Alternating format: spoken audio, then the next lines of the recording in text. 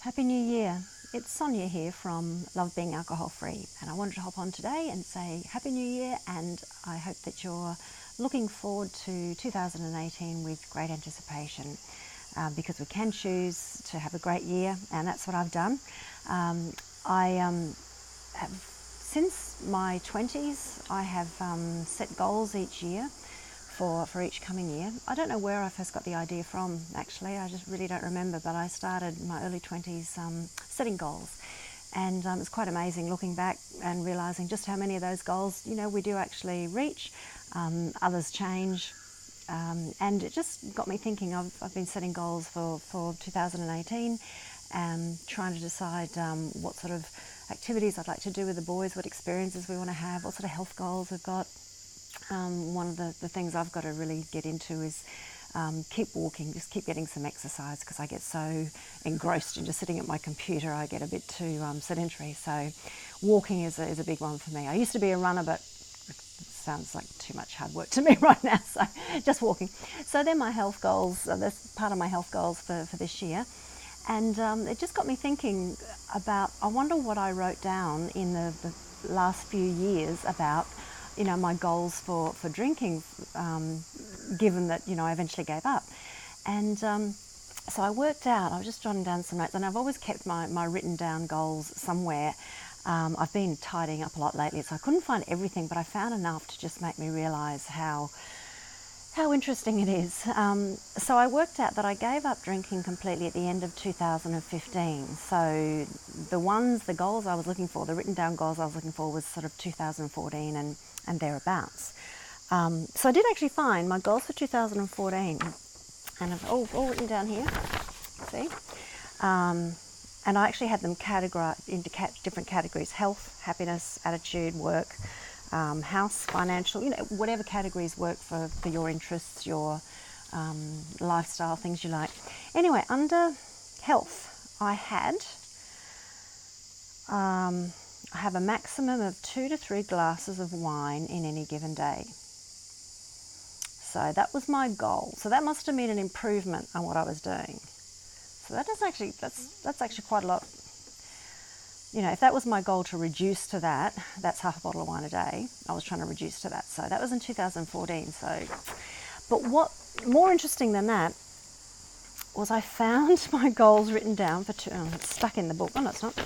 2008. So 10 years ago now, 6 years before I stopped drinking, and I had written down habits: drinking, not happy with level of control, not drinking at desk by myself, only drink with Tony, in brackets, or others, only 1 bottle per week, say Saturday and Sunday, so skip Friday. So clearly I was drinking Friday, Saturday, Sunday, and I felt that having half a bottle Saturday, half a bottle Sunday was okay.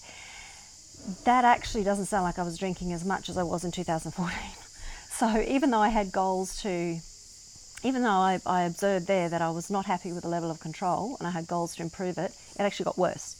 So I thought, well, that doesn't really show that goal setting works, does it? But it got me thinking, perhaps it was the wrong goal. And in the end, I realised that trying to control what I was doing was the issue for me. I couldn't moderate it, I couldn't control it. Giving up was the thing. And it's so nice to be at the other end of that. So I felt that was something I wanted to share, because it's food for thought. I'm not going to be telling anybody you have to give up. I do obviously promote the benefits and understand a lot more now than I did at the time I was struggling.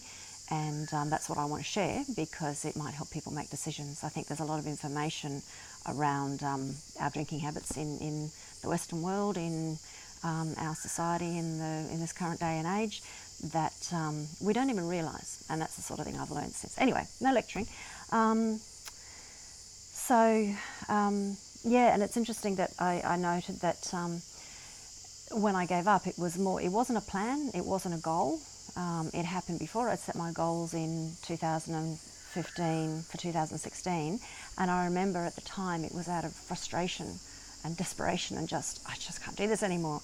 And something I haven't written in any of the articles that I've written on the blog something I haven't really shared, but I'm very open about. I actually, at the time, went, right, I'm not drinking for 12 months. I'm giving up for 12 months. Just have a break. Just stop this trying to control it and then feeling disappointed at myself when I failed. So it was only for 12 months, but I remember very clearly that after about maybe 3 weeks, I just went, oh my goodness, this is so much easier. I feel fine. I'm now out of the habit of what I was doing. Obviously, to me, it's an ongoing process to be mindful about the choice we've made and whether we're going to go back to it. So, it's not like it's necessarily absolutely simple.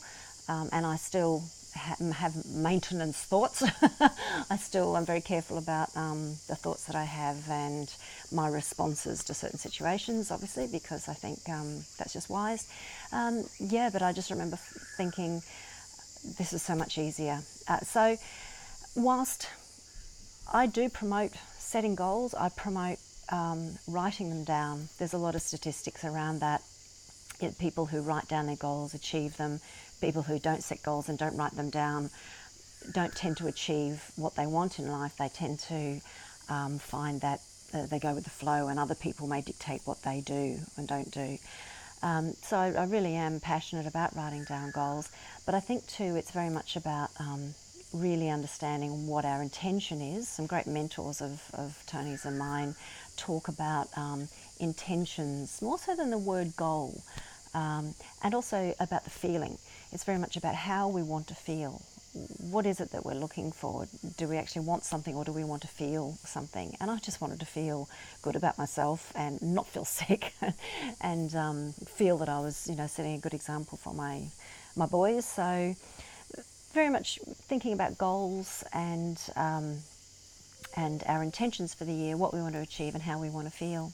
So I just wanted to share that, and I hope you found that interesting. I'm going to keep looking for my other years of written down goals and see what else I can dig out. I've actually got Tony's here. We used to write them on the same piece of paper, and he didn't write anything about cutting down, so I have to go and have a word to him about that. All right, so I look forward to seeing you in the next video, and have a great beginning of the year.